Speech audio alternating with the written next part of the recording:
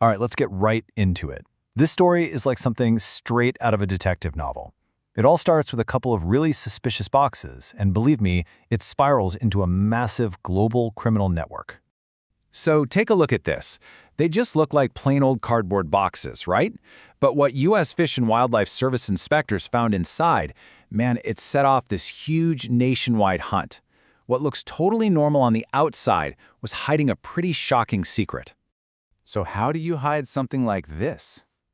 Well, the paperwork said they were just car parts. Pretty clever, right? A simple way to try and sneak through customs. But one inspector just had this gut feeling that something wasn't right. And that one little suspicion, it was about to blow the lid off the whole thing. Okay, so this is the moment everything changes. We go from a routine check to, well, a shocking discovery. So what was in the boxes? Not car parts. Nope. An estimated 50,000 dried shark fins. We're not talking about some small-time mistake here. This was smuggling on a completely different level. We're talking industrial scale.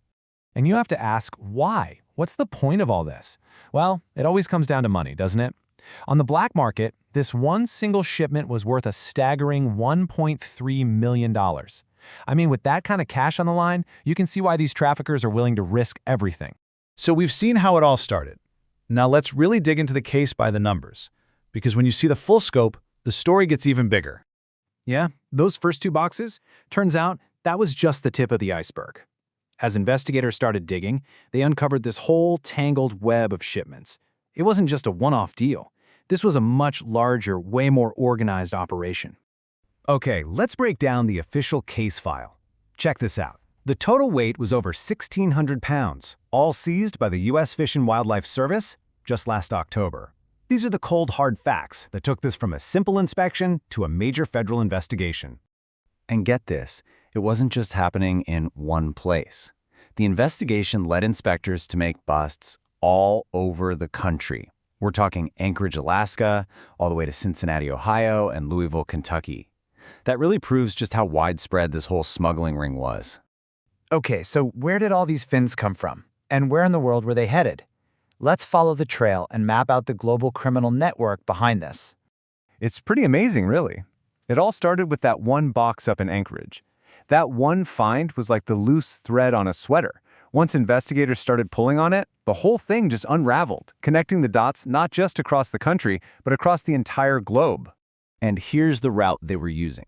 It was a full-on international operation. Step 1, the fins are harvested down in Mexico.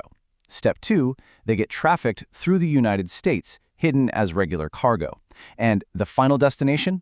The black market in Hong Kong, where, believe it or not, they're considered a high-priced delicacy. So this one case is pretty wild, but it's really just a small window into a much, much larger global crisis. To really get why that $1.3 million shipment is such a big deal, we need to look at the global impact of shark finning. I mean, this number is it's almost hard to wrap your head around. Globally, conservationists estimate that up to 100 million sharks are killed every single year. A lot of the time, they're finned while they're still alive and just thrown back into the water to die. All of this to fuel an illegal trade that's pushing entire species to the very brink of extinction. And just look at this chart. One-third of all shark species on the planet are being pushed towards extinction because of this illegal trade. We're talking about a catastrophic collapse of biodiversity in our oceans, and it's all being driven by the demand for this one product. And you know, these aren't just numbers on a screen. We're talking about real, incredible animals here. Apex predators like silky sharks and big-eye threshers. These guys are absolutely vital for keeping our ocean ecosystems healthy, and they are vanishing at a truly alarming rate. But look, the story doesn't just end there with all this destruction. There is a fight back happening. It involves new laws, serious law enforcement, and getting the word out. So let's take a look at what's actually being done to protect these amazing animals. One of the biggest weapons in this fight, at least in the U.S., is the Shark Fin Sales Elimination Act. This became law back in 2022, and it basically makes it illegal to possess, buy, or transport shark fins anywhere in the United States. This is the law that gives the authorities the actual power to make huge seizures like the one we've been talking about. And here's the official statement right from the U.S. Fish and Wildlife Service. They put it simply, all fins were seized for multiple violations of wildlife laws.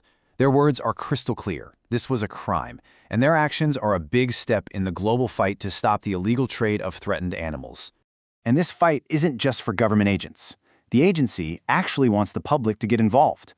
If you ever suspect a wildlife crime, you can report it yourself right through their online tip page. You know, public vigilance, people paying attention, is a seriously powerful tool. So this whole million-dollar heist was hidden inside a couple of plain cardboard boxes, disguised as something totally normal. It really makes you think, doesn't it?